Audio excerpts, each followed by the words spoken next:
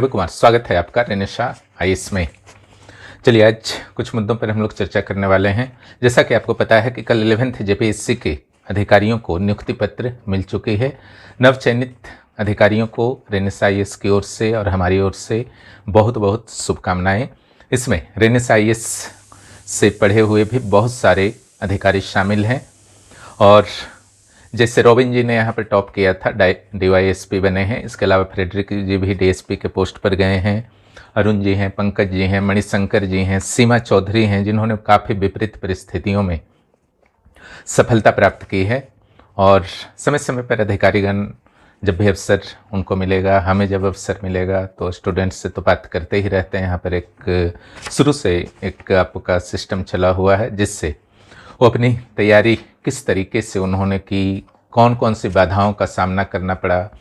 उसी तरीके से दीपमाला जी हैं या फ्रेडरिक जी हैं, तो काफ़ी लंबे संघर्ष के बाद इनको सफलता मिली है। और समझ लीजिए कि पारिवारिक जिम्मेदारियों का निर्वाह करते हुए दीपमाला जी ने यह सफलता प्राप्त की है। दीपमाला जी तो खुद पेशे से इंजीनियर थीं, लेकिन सिविल सेवा में जाने का उनका सपना कभी समाप्त नहीं हो सका और लगातार वो प्रयास करती रहीं। उसी का परिणाम आप इस रूप में देखते हैं। उसी प्रकार से सीमा चौधरी किस विपरीत परिस्थिति से यहाँ तक पहुँची हैं, उनका इंटरव्यू में आपने देखा होगा। अलग अलग चैनल के साथ, रेनेशा आईएएस के साथ भी उन्होंने इंटरव्यू दिया था।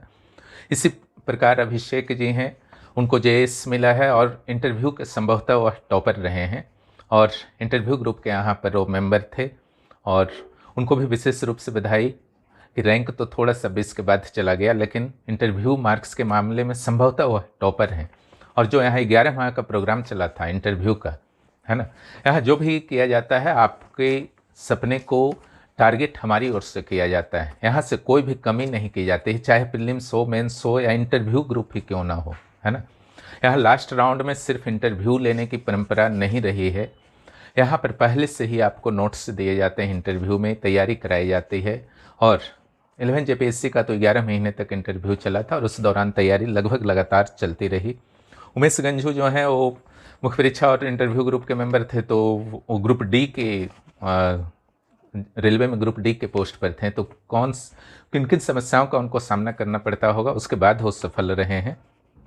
इसी प्रकार मणिशंकर जी, वो भी हमसे लगातार जुड़े रहे और सर्विस वगैरह भी वो कर रहे थे। यानी कि ऐसा नहीं कि उनके पास भी फ्री टाइम्स बहुत सारे थे, तो वो प्रेरणा बनते हैं, ठीक है। इसी प्रकार से मिथिलेश जी, शुभम कुमार महथा जी, उन्होंने डीवाईएसपी के पद पर उनकी नियुक्ति डीवाईएसपी के पद पर हुई है। संकल्प जैन जी हालांकि कोचिंग से हमारे नहीं जुड़े रहे, लेकिन यूट्यूब चैनल वगैरह से जुड़े रहे थे और कोचिंग भी आए थे। ऑफिस, कोचिंग तो ऑफलाइन नहीं है, ऑफिस आए थे वो मुलाकात करने के लिए। इसके अलावा बहुत सारे और अभ्यर्थी हैं जिनका सिलेक्शन इस बार किसी न किसी ग्रुप से जो जहाँ से भी जुड़े रहे थे, पीटी हो, मेंस हो, इंटरव्यू हो। इसके अलावा बड़ी संख्या में यहाँ के कैंडिडेट्स ने मुख्य परीक्षा दिया था और प्रीलिम्स ग्रुप तो लगभग खाली हो गया था इस बार। और इंटरव्यू जाने वाले भी बहुत सारे अभ्यर्थी हैं जिनका फाइनली नहीं हो पाया, है ना। जैसे निशा कुजूर हैं, गायत्री प्रसाद हैं और भी बहुत है, अभी मैं रिकॉल नहीं कर पा रहा हूँ। एप्लीकेशन पर सारे डिटेल्स उपलब्ध हैं अथवा करा दिए जाएंगे। लेकिन एक और नियुक्ति इन अधिकारियों की हुई है, दूसरी ओर बहुत सारे अभ्यर्थी जिनका इस बार सिलेक्शन नहीं हो पाया, उन्हें भी लग रहा है कि काश इस बार हो जाता, तो कम से कम जो एक संघर्ष चलता है सिविल सेवा के लिए, तो उस संघर्ष से मुक्त हो जाते और राज्य की सेवा कर पाते, जीवन में आगे की प्लानिंग कर पाते, है ना। तो वो कहीं ना कहीं से उनके मन में एक टीस से इस बार रह गई 11th जेपीएससी में, जिनका नहीं हो पाया। लेकिन इस चीज़ को, हमारी इस बात को याद रखिएगा कि कोई ऐसा नहीं कि जो भी आपकी नियुक्ति सरकार के द्वारा सिविल सेवकों को दी गई है यह कोई अंतिम है ना। इसके बाद भी इस प्रकार के ज्वाइनिंग कार्यक्रम निश्चित रूप से होंगे। जेपीएससी के फाइनल रिजल्ट आएंगे और वह होगा 14th जेपीएससी, है ना। अगर आप में क्षमता है, आप में कुछ कमी रह गई अथवा आपको लगता है जेपीएससी में कुछ कमी रह गई, है ना, उन सारी चीज़ों को दरकिनार कीजिए। जेपीएससी की कमी को तो सरकार और जेपीएससी दूर करेगा, लेकिन आपकी जो कमी है उस कमी को आपको ही दूर करना है, उस पर आपको ध्यान देना है। इस दौरान भी आप देखें कि 342 कैंडिडेट्स की अनुशंसा तो जेपीएससी के द्वारा जरूर कर दी गई थी, लेकिन वास्तव में 10 से 11 अभ्यर्थियों को अभी भी ज्वाइनिंग लेटर नहीं मिल पाया है, क्योंकि माननीय हाईकोर्ट के ये आदेश थे कि कुछ सीट्स को होल्ड पर रखना है, स्पोर्ट्स या दिव्यांग कोटा से रिलेटेड कुछ मैटर्स थे। तो समय के साथ उस पर देखिए कि माननीय कोर्ट का क्या निर्देश आता है, सरकार के द्वारा क्या निर्णय लिया जाता है। लेकिन एक चीज़ तो स्पष्ट हो चुका है कि 14 जेपीएससी के रास्ते लगभग क्लियर हो चुके हैं। अब जब भी आएगा 14 जेपीएससी ही आने वाला है, उसके साथ 15, 16 जो भी जुड़ा हुआ हो उसके बारे में अभी से आकलन करना बेकार की बात है, उसके लिए इंतजार करना होगा। लेकिन 14th हम लोग मान करके चलते हैं। वहाँ पर आपके सिलेबस तो सेम रहेंगे, है ना, कोई सिलेबस तो चेंज होने वाला है नहीं। इसलिए अगर आपकी तैयारी है तो भरपूर प्रैक्टिस कीजिए, नहीं तैयारी है तो शुरुआत कीजिए, है ना, इंतजार मत कीजिए। अभी भी कम से कम 8-9 महीने समय है आपके मुख्य परीक्षा में। पीटी का पता नहीं, वैकेंसी कब आ सकती है बार बार पूछा जाता है स्टूडेंट्स के द्वारा, उस पर भी थोड़ी मैं चर्चा जरूर कर दूंगा। और ये पूरी तरीके से आकलन होता है, यहाँ कुछ पता नहीं रहता है ना। ये 100% हमारा आकलन होगा कि वैकेंसी कब आ सकती है। क्लियर। ऐसे जो लाइव क्लासेस हमारे चलते हैं वहाँ पर इन चीज़ों पर कभी कभार बात हो जाती है, तो मैं रेगुलर बताता ही रहता हूँ, है ना, शुरू से। जहाँ तक वैकेंसी की बात है तो परिस्थितियों के अनुसार आपको सोचना होगा कि वैकेंसी कब आ सकती है। ध्यान रखिएगा ये हमारा सिर्फ आकलन है, और सीट्स की संख्या पर फिलहाल मैं बात लास्ट में कुछ कर दूंगा, लेकिन कोई भी आधिकारिक स्रोत अभी नहीं है। देखिए 14 जेपीएससी वैकेंसी जो है जेपीएससी के द्वारा आपका जारी होना है, और ऐसी स्थिति में यहाँ पर हाल के घटनाओं पर आपको विचार करना होगा। यानी कि कुछ दिनों पहले जो पहला मैटर आपका है, जेपीएससी के द्वारा कैलेंडर जारी किया गया था, याद होगा आपको। उसमें क्या 14 जेपीएससी की चर्चा थी? 14 जेपीएससी की चर्चा थी? नहीं थी, है ना। क्यों नहीं थी? क्योंकि बहुत सारे ऐसे एग्जाम हैं जो पेंडिंग पड़े हुए हैं वर्षों से, है ना। इसमें कुछ एग्जाम्पल्स मैं देना चाहता हूँ। सीडीपीओ, जिसका मुख्य परीक्षा का लगभग 1 साल, 1.25 साल होने को जा रहा, लेकिन उसके मुख्य परीक्षा के रिजल्ट के ठिकाने अभी नहीं हैं। उसको क्लियर पहले करेगा या आपका 14 जेपीएससी लाएगा? सिविल जज जूनियर, है ना, सीडीपीओ, सिविल जज जूनियर, एफआरओ,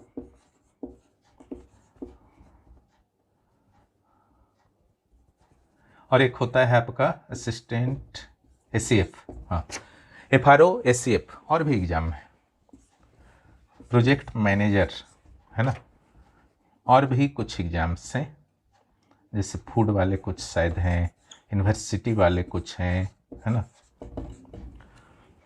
बहुत सारे एग्जाम हैं। ये सब आपने कैलेंडर में भी देखा होगा। तो 14 जेपीएससी आएगा या नहीं, इसके लिए सबसे पहले आपको देखना होगा कि जो कैलेंडर जारी किया है उसमें तो 14 जेपीएससी है नहीं, लेकिन एक चीज़ और वाच आप करेंगे, उसके जो भी तिथियां हैं वो नवंबर के लास्ट वीक से शुरू हो रहे हैं, और दिसंबर में भी कुछ एग्जाम्स डाले गए हैं, जनवरी में भी और फरवरी में भी। क्या जेपीएससी उन चीज़ों को फॉलो कर पाया, है ना? अगर फॉलो नहीं कर पाया वो फिर आगे जाएंगे, फिर एक और कैलेंडर आएगा, है ना, तब जेपीएससी थोड़ा और आगे जा सकता है। अगर फॉलो कर लिया इस कैलेंडर को, उस स्थिति में हमारा आकलन है कि मार्च के बाद आपके वैकेंसी आ जाएंगे। ओके, मार्च के बाद आपके वैकेंसी आ जाएंगे। इस ईयर चांसेस नहीं के बराबर है। क्लियर, इस ईयर चांसेस नहीं के बराबर है। इन सारे का जो शेड्यूल है वो आपका फरवरी के लास्ट वीक तक है, तो मार्च के बाद आप रख सकते हैं कि वैकेंसी आएंगे, जून जुलाई में पीटी होंगे, और अगले साल के अंत तक मेंस की संभावना आप रख सकते हैं। ठीक है, और किसी भी मुद्दे को अध्यक्ष से जोड़ने की ज़रूरत नहीं है। ठीक है, अध्यक्ष आते और जाते रहते हैं, जेपीएससी वहीं रहता है ना। वो एक कॉरपोरेट बॉडी की तरह है जिसके विरुद्ध आप केस कर सकते हैं, जेपीएससी भी आप पर केस कर सकता है। ठीक है, जेपीएससी के नाम से परिसंपत्तियां हो सकती हैं, तो वो आपका एक स्टेबल कॉन्स्टिट्यूशनल इंस्टीट्यूशन है ना, जो कि वो समाप्त होने वाला नहीं है। उसके मेंबर्स हो गए, अधिकारी हो गए, चेयरमैन हो गए, वो आते जाते रहते हैं, लेकिन उसका काम है एग्ज़ाम लेना। जो आएंगे वो उनके उत्तराधिकारी होंगे, उनको पावर्स मिल जाएंगे, इसलिए वो सब टेंशन नहीं लेना है। ये सारे एग्ज़ाम को पहले जेपीएससी क्लियर करने का प्रयास करेगा। कुछ और चीज़ भी हैं, जैसे कल पेपर में मैं पढ़ रहा था कि माननीय हाईकोर्ट के द्वारा इस एग्ज़ाम के बारे में, एफआरओ एससीएफ के बारे में, चूँकि वन अधिकारियों की काफ़ी कमी है, वन कर्मियों की काफ़ी कमी है झारखंड में, और झारखंड में वन जो है लगभग आपका 30% के आसपास है। यानी कि भारत में अगर वनों के प्रतिशत की दृष्टि से देखा जाए तो झारखंड जो आपका है वो महत्वपूर्ण स्थान रखता है। ठीक है, ऐसी स्थिति में यहाँ पर वन अधिकारियों की कमी होना एक चिंताजनक स्थिति उत्पन्न करती है और माननीय हाईकोर्ट का ध्यान भी इस ओर गया है। और निश्चित रूप से जब जेपीएससी पर दबाव पड़ता है किसी खास एग्जाम के लिए तो जेपीएससी उस पर ध्यान देने लगता है। तो हो सकता है कि शेड्यूल के अनुसार आपका एफआरओ एशेफ हो जाए और एक प्रोजेक्ट मैनेजर जो है ये फरवरी में दिया गया है, तो हो सकता है कि वह भी निकल जाए क्योंकि कम कैंडिडेट वहाँ पर हैं और सिर्फ मेंस वाले कैंडिडेट हैं। इसका क्या मैटर है सिविल जज का पता नहीं है, हम उसके बारे में विशेष जानकारी नहीं है कि क्यों नहीं मेंस हो रहा है, या सीडीपीओ का फाइनल रिजल्ट मेंस का रिजल्ट क्यों नहीं आ रहा है, इसके बारे में भी कोई जानकारी नहीं है। वो जेपीएससी जब स्पष्ट करेगा आपका पेपर वगैरह में वो कोई प्रेस विज्ञप्ति वगैरह दे देगा, अगर उसकी इच्छा होगी तो तब आपको पता चल जाएगा, अन्यथा इंतजार करते रहिए, है ना। तो इधर जो आपका हो गया मैटर कि माननीय कोर्ट के द्वारा इस एग्ज़ाम के संदर्भ में जानकारी मांगी गई है और ये सारे एग्ज़ाम हैं, इसलिए 14 जेपीएससी होली वगैरह के बाद होली मनाइए, उसके बाद संभावना है। लेकिन यह हमारा सिर्फ आकलन है, ध्यान रखिएगा, यहाँ कुछ भी कोई भी ठिकाना नहीं होता है, कभी भी कुछ भी हो सकता है।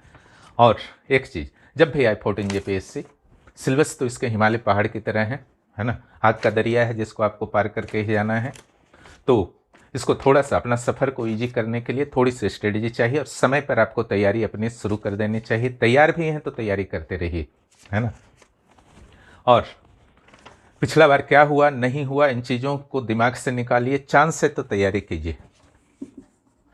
पहला चीज़ होना चाहिए चांस और दूसरा आपकी इच्छा। ठीक है, ये दो चीज़ है तो तैयारी कीजिए, किंतु परंतु में मत रहिए, है ना। ये हो जाएगा तो क्या होगा, वो होगा तो क्या होगा, ऐसा हो गया हमारे साथ, अच्छा लिखे थे नहीं हुआ, बहुत सारे चीज़ मन में चलते रहते हैं, मुझे पता है ना। लेकिन अगर ये दो चीज़ है तो कीजिए, अन्यथा फिर हाथ से निकल जाता है, समझ गए ना। और 14th जेपीएससी में जैसे जेपीएससी का इतिहास रहा है कि कुछ गलतियां वो हर एग्ज़ाम में कर ही बैठता है, कुछ अनजाने में कुछ जानबूझ के भी शायद होता हो, लेकिन अगली बार उस गलती को वह सुधारने का प्रयास करता है। इसलिए मान करके चलिए कि जो जो गलतियां हुई हैं इतिहास में, पहला से लेकर के 11वां जेपीएससी तक में, सारे मामले में कभी ना कभी केस हुए ही हैं, है ना। ये फाइनल जो आपका ज्वाइनिंग भी हुई वहाँ तक भी आपका विवाद बना रहा है। 11th जेपीएससी में मेंस तक लग रहा था कि सब कुछ ठीक ठाक है, लेकिन उसके बाद यह भी विवाद में पड़ गया क्योंकि उससे पहले केस नहीं हुआ था। लास्ट में भी 10-11 जो चयनित अधिकारी थे उनको नियुक्ति पत्र प्रदान नहीं की जा सकी हाईकोर्ट के आदेश के कारण। लेकिन वहाँ से जो सीख मिलता है, लर्न मिलता है जेपीएससी को, उसको अगले जेपीएससी में उस गलती को नहीं दोहराने का प्रयास करता है। और इस बार जो भी अध्यक्ष हैं वो काफ़ी अनुभवी हैं, मुख्य सचिव के पद से रिटायर हुए हैं। आप लोग भरोसा रखिए कि बहुत अच्छी तरीके से एग्ज़ाम होगा और अपना तन मन धन पूरी तरीके से लगा दीजिए। और रेनेशा आईएएस में 14 जेपीएससी की जोरदार तैयारी हो रही है, निरंतर तैयारी हो रही है। जिनको भी आवश्यकता लगती है कि गाइडेंस लेना है, निश्चित रूप से गाइडेंस लीजिए। सिविल सेवा में गाइडेंस इंपॉर्टेंट होता है, बच्चों की तरह बैठ करके 5-6 घंटा क्लास करना इंपॉर्टेंट नहीं होता है, उस चीज़ को यहाँ ध्यान रखा जाता है। खास करके अगर आप सर्विस में हैं, हाउस वाइफ्स हैं, या फिर आफ्टर 25 कुछ भी नहीं है ना, तो भी आपके पास नॉर्मली 6 से 7 घंटे ही होते हैं। कुछ भी नहीं कर पा रहे हैं भाई, ज्वाइन कहीं भी आपकी जॉब वगैरह नहीं है, तो भी घर में भी बहुत सारे उलझने होती हैं, काम होते हैं, तनाव होते हैं। तो 6-7-8 घंटे जो होते हैं एवरेजली मैं मान करके चलता हूँ कि सभी के पास हर दिन होते हैं, निकाल सकते हैं चाहें तो। उसी के अनुसार हमारा प्रोग्राम रहता है, चाहे क्लास हो, लाइव क्लास हो, नोट्स देना हो, है ना। क्योंकि यहाँ मैं बाहर से पढ़ने को नहीं बोलता हूँ और कहीं से आपका टाइम को किल नहीं किया जाता है, टू द पॉइंट स्टडी करवाया जाता है।